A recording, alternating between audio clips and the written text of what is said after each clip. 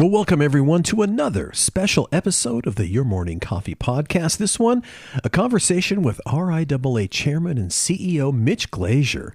In his 25 years at the RIAA, Glazier has played a vital role in the music industry's transition to streaming and anywhere, anytime access to music. Mitch has worked on every major copyright bill considered in the past 3 decades. We discuss the state of the music business in the U.S. today with a focus on policies, issues, and opportunities with AI. So now, without further ado, here's my conversation with Mitch Glazier. Let it roll. Stand by for transmission. This is London calling. Wake up!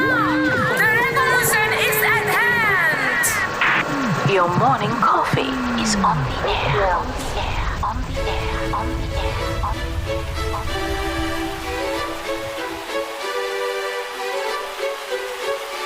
Standing by.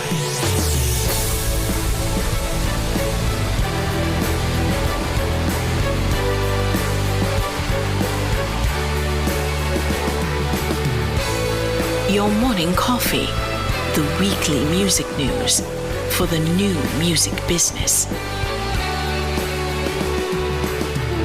It's the highly curated, agitated, advocated, moderated, and liberated digital music information that you need to know. We are your digital music authority. And now from our studios in Hollywood, California, here's your hosts, Jay Gilbert and Mike Etchart.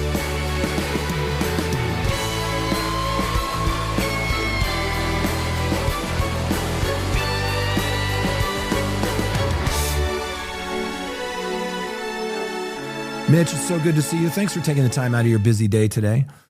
Oh, thanks for having me. It's a pleasure to be here. Well, let's kick it off. I want to talk about you first, because you've got a really interesting path, as a congressional staffer, and you worked on the DMCA, the Digital Millennium Copyright Act, which really sort of set the stage for copyright in the internet age, as I understand it. Tell me a little bit about how did you wind up in that chair? Well, I was at a law firm in Chicago and working on some intellectual property issues. But I grew up in Bensonville, Illinois, which was the district of a congressman named Henry Hyde. I knew his family growing up. I volunteered in quotes in his district office as a teenager, meaning that I was drafted. And I really thought, because of that I would never really go into politics. I thought, I've kind of had my fill and I'm going to go on this other path. And, sometimes opportunities knock. There was an election in 1994. Congress changed. He became the chairman of the Judiciary Committee. He had no staff. And he called me up with a bunch of others and he said, would you like to come to Washington and work on the Judiciary Committee? You only have to come for a year, but I need people to come. So I grabbed the opportunity. I broke my lease. I proposed to my girlfriend. I moved to Washington in a weekend. I lived in a basement. I took a pay cut. And it was the most exciting experience of my life. I was, drafting amendments on the floor of the House of Representatives at the time when the World Wide Web came into being in 1995. And so I was kind of like the young lawyer who had some intellectual property experience at that time. Wow. And so the chairman, who was, in his 70s at the time, said, well, you're a young kid. You do all this internet stuff. So I got, quote unquote, stuck with the DMCA, my first real stakeholder negotiation legislative experience. And, the rest is history. Tell me a little bit about the RIAA. For those with no prior knowledge, they see the reports maybe, or they'll see the gold record that says certified by the RIAA. If you were explaining to someone with no prior knowledge, how would you describe what the RIAA does? I would say we're the trade association that represents the major record labels, but that doesn't really tell anybody about what we do either. What we are is a small group of passionate music lovers who don't have much musical talent. And so we have to use the talents we have to support creators and creativity. So we basically do everything you can do when you're representing competitors together, right, under the law, which is lobbying, litigation, revenue reporting, the Gold and Platinum program. Uh, we do testing of technology. We were formed actually to create the RIAA curve, right? The international standard for then vinyl records. And we still do international standards. And we have a 24/7, 365 content protection apparatus for which we are probably most famous and infamous. And that helps to find infringements all around the world, working with our partners all around the world. So it is a robust place of, a lot of incredible work. Let's talk a little bit about the state of the union in music, because it feels like every year we have these increases in streaming, and vinyl is having a little bit of a comeback. And I feel like live post-pandemic is doing okay. Talk a little bit about the business itself, because after years of fighting for survival, do you feel like you're vindicated here?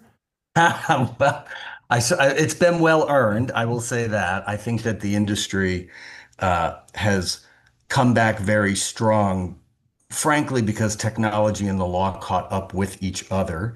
And they, I think, have been very good at looking around the corner and engaging in licensing as a major activity, which has opened up so many doors for fans to listen to music any way they want. That's the beauty of music, is that it is, it is like water. We have to have it to live. And so finding ways that people can get it easily in the format that they want, or in different formats. This generation loves vinyl as much as they love listening to something, anywhere they are, in any format that they want. Interactivity, audio visual, these are all incredible avenues where music plays an integral part. And I think fans are just responding to all the opportunities that are out there. Are you optimistic? I mean, it sounds like you are. Last episode of the podcast, we did a piece on Joel Govia. He had this op-ed. It was a love letter to the music industry. And it was a contrarian view, because we hear all this negativity about streaming fraud and AI slop and on and on and on. It's just so nice to hear some optimism about how good things are going. Are you optimistic? I am optimistic. I mean, look, my job is to secure the rights of the creators who make the music. And so, of course, I'm going to ring the alarm bell on the dangers that are out there. And there are dangers out there, right? It would be dangerous if we didn't have rights in new technologies that come around. The music industry has probably adapted to new technology more than any other industry ever. I mean, we've Agreed. gone from wax to vinyl to tape to plastic to downloads to streaming to AI. I mean, can you imagine if you told Boeing, tomorrow you're not going to build airplanes, tomorrow you're going to build cars, change all your factories? We are a great American industry that is used to adapting. So my job is to, every time there's a new technological wave, to make sure that, like every time in history, the rights of creators are secured in principle. New technology shouldn't change basic rights. And so, of course, there are dangers out there. Of course, every time there's a new technological wave, the people developing that technology don't want to pay for the content that feeds their technology. I mean, that is a tale as old as time itself. And so, while there are dangers and we have to work hard to secure those rights, I'm very optimistic. I think at the end of the day, fans love music. Music is absolutely necessary for technological success. And we have to have faith that at the end of the day, the marketplace is going to figure this out. You recently did a webinar for the Music Business Association, and you walked through not only some of the dangers of AI in music, but also some of the opportunities as well. And I want to dig into that a little bit. Let's start with sort of the hot button item today, which is Suno, Udio, or in another way of looking at it, platforms that are training off of intellectual property without A, permission, or B, remuneration. Talk about sort of the RIAA's approach to platforms like that. We brought the litigation against Suno and Udio for the very reason I just discussed, which is we have to make sure that the law is clear, that creators' rights are secured no matter what the technology. And this one is different because you are training a model. You're not distributing a particular song that a particular artist, wrote or performed. And so the theories, on output versus input are a little bit novel. And we have to make sure that just like with peer-to-peer, just like with downloads, et cetera, that the courts and policy are clear that our rights are secured. That's how you make sure you can license. That's how you make sure that creators can be at the table. So in doing that, that alone, regardless of what the result will be, I think forced a lot of progress in the industry. There's nothing like a lawsuit sometimes to make business work. I know that sounds strange, but those who are taking people's rights have to understand that there are consequences to taking their rights, and that a better solution is to come to the table and work out an agreement. Because when you have content creators and you have technology companies partner together, each of them knows how to do their thing really well. Each of them can create an ecosystem where both can thrive. When you throw that off balance and you only favor the technology company and you eliminate the rights of the creators, it's never been a good story for the technology company in the history of our country or in business. Now, I think people often on the technology side and in all business think about next quarter or an IPO more than they're thinking about the long-term success of a particular company or industry. But our job is to think about that long-term success and creating that ecosystem. So that's why we brought the litigation. We feel very confident in the litigation. One of them has settled with two of the major companies. One of them has settled with one of the major companies. We'll see, whether we get to a decision or whether that continues. But since then, the marketplace has been hot. I mean, there have been licensing agreements with what I would call sort of companies that are committed now or, maybe not in the past, but now, to making sure that they want to enter into partnerships. There have been dozens of licensing agreements between major and independent record companies and AI developers, both on the assistive creative tool side for music makers and on the generative side. And I think it's just going to get more innovative as these partnerships continue. Again, optimistic. Do you think that AI policy, innovation, and copyright can coexist? I do. I think that, it's not that, since we're talking about training, it's not that there's not a place for fair use. Fair use is an incredibly important doctrine in copyright law. If you're a musicologist and you're building an AI model to recognize patterns for research purposes or educational purposes, or for societal good, right? These are things that are contemplated on a case-by-case basis as to what a fair use is. That's why it's called fair use.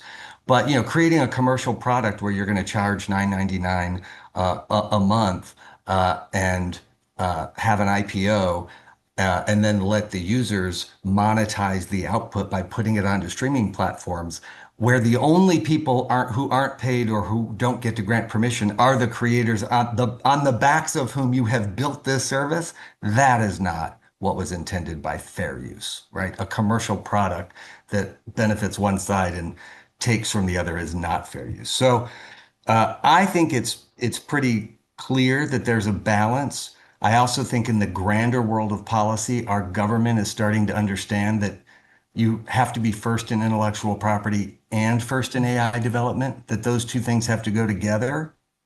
If you start granting exceptions to intellectual property, the world will follow. And there is no question that American music is an incredible export. I mean, we export more American music than the next 6 countries combined. There's a lot of American music being listened to in every country around the world, right? Outside of Latin music, there is not much French music, Chinese music, Vietnamese music, et cetera, being listened to widely in the United States. And so if we grant an exception to copyright, they will follow. But guess whose music they're taking? They're taking our music. It's bad for the US.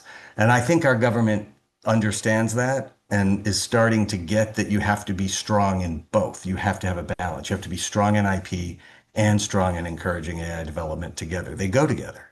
Help me to understand voice and likeness, like deep fakes. I understand there's no federal right of publicity. Is that true? Can you explain that for our listeners?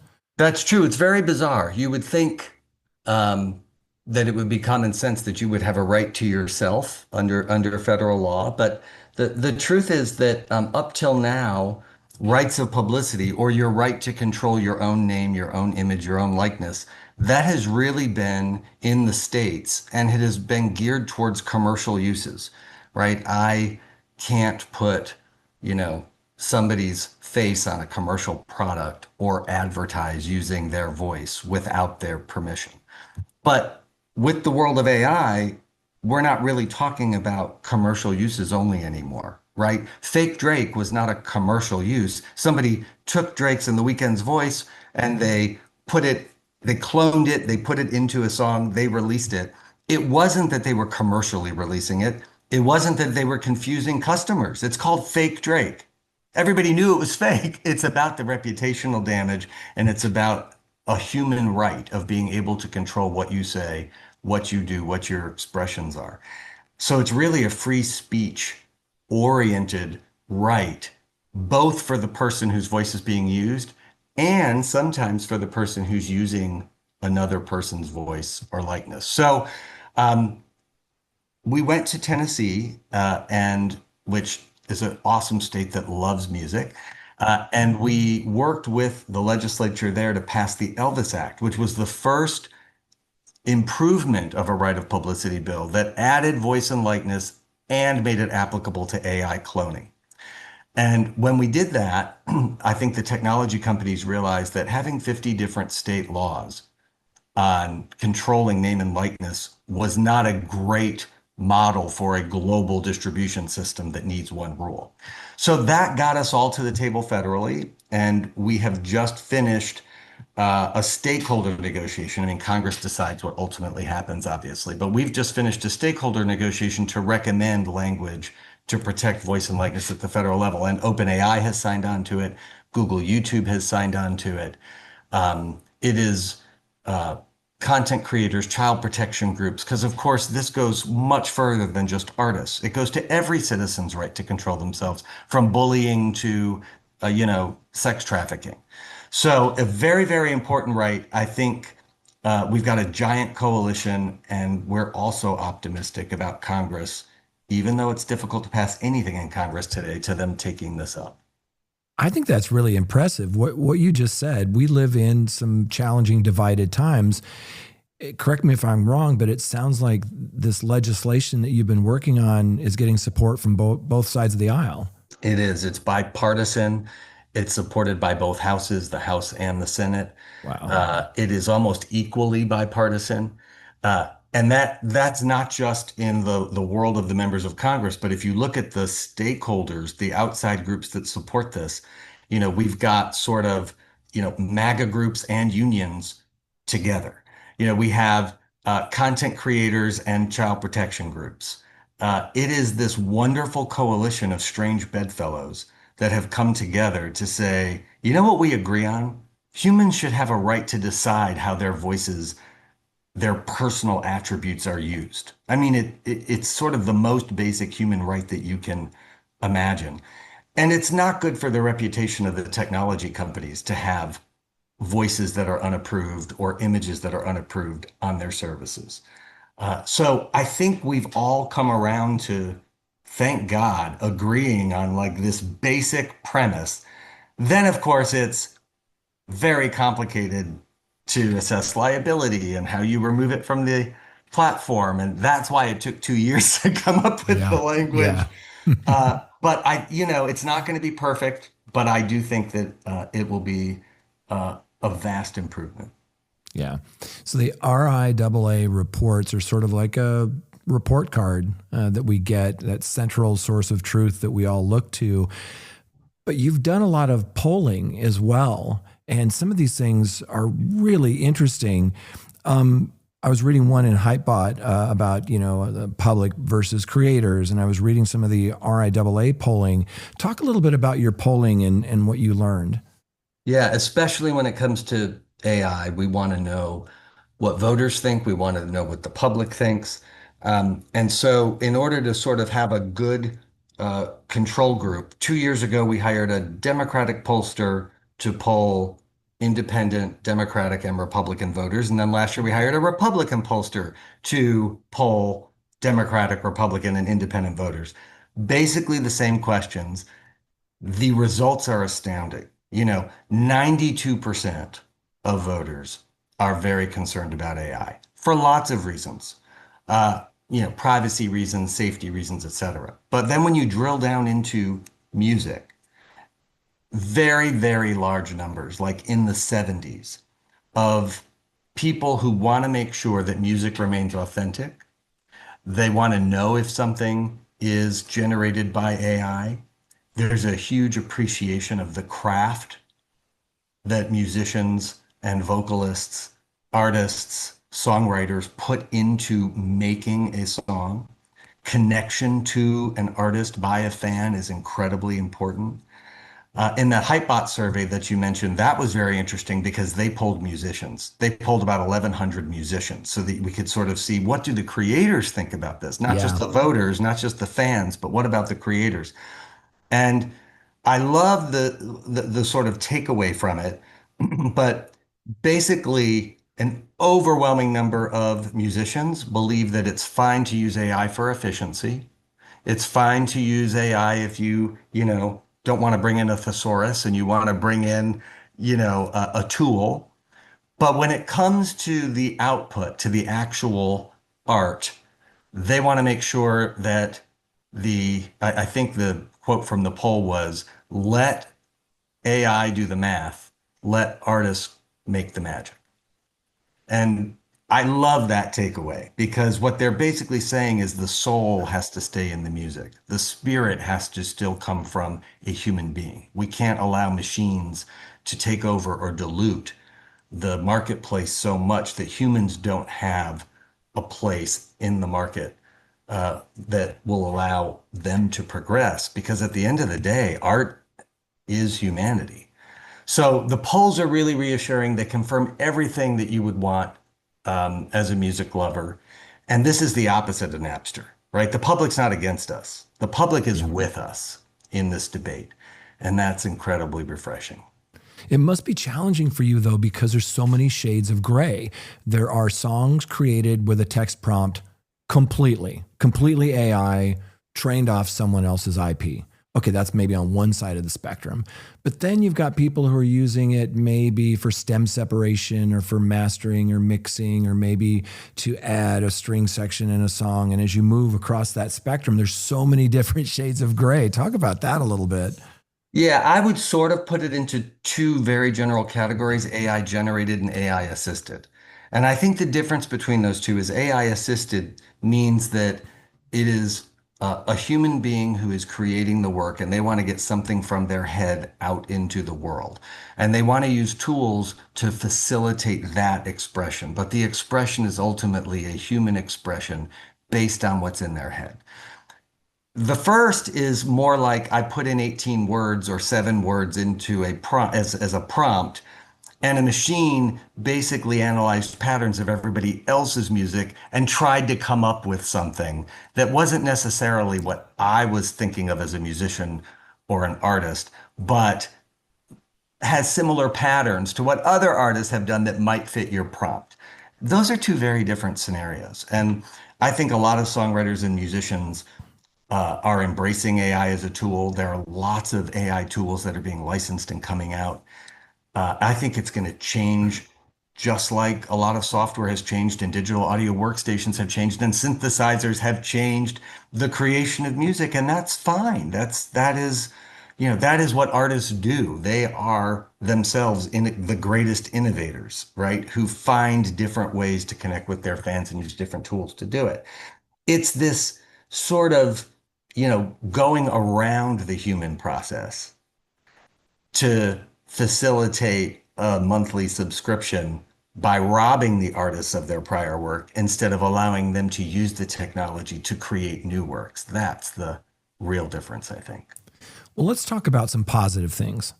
There are so many great things, and you've talked about some of these things, like, Randy Travis being able to release music even though he can't sing any longer. The Brenda Lee example, that they're with the estate's permission, they've localized her voice and put out a Spanish version of Rockin' Around the Christmas Tree, things like that. Talk a little bit about some of these things that are more positive, maybe even immersive audio like a Sony 360 or a Dolby Atmos, where you can take AI and use it to do some positive things. I think there's so many things, imagine being able through, virtual systems to go into Abbey Road Studio and write a song with Paul McCartney with his participation, right? Where you are able to interact with an amazing artist. What a fulfilling superfan experience that could be. What if Billie Eilish sang a theme song for a Bond movie, but when it is played in Japan and the movie is dubbed, now her own voice, if she wants, can be translated into Japanese so people in Japan can hear her voice in their language if that's what the artist chooses to do to connect with their fans. And there are just efficiencies, artists, sitting down for 3 hours saying, "Hey, this is Artist X. Thanks for listening to W blank blank blank."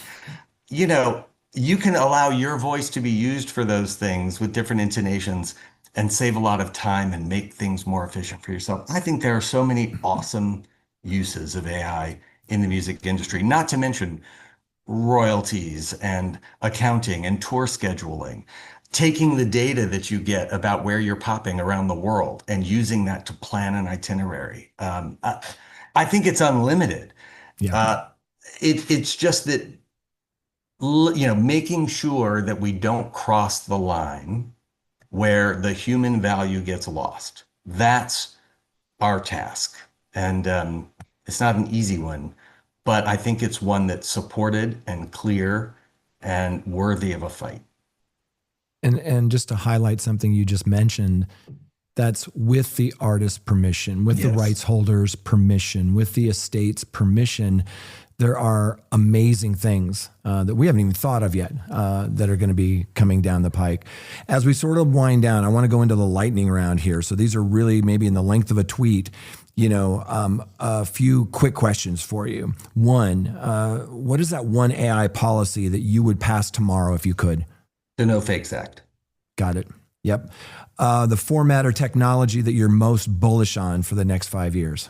Oh boy, this is dangerous.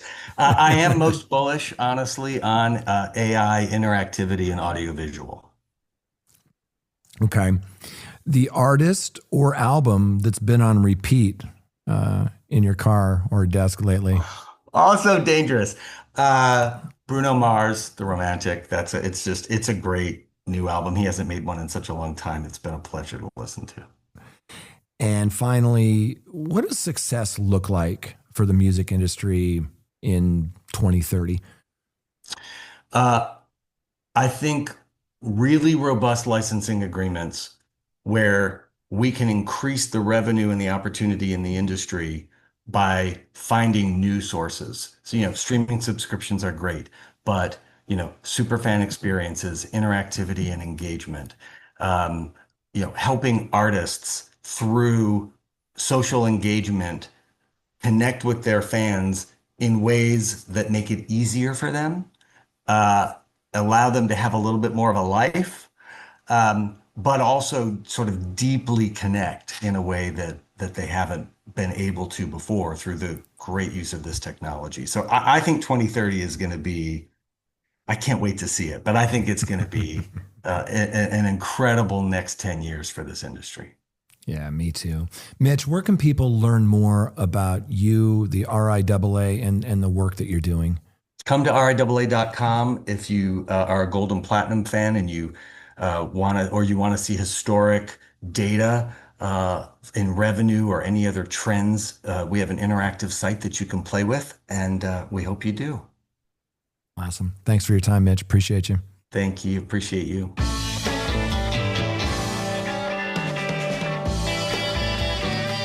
You've been listening to Your Morning Coffee, the weekly music news program for the new music business. Join Jay Gilbert and Mike Etchart next time for the digital music news you need to know.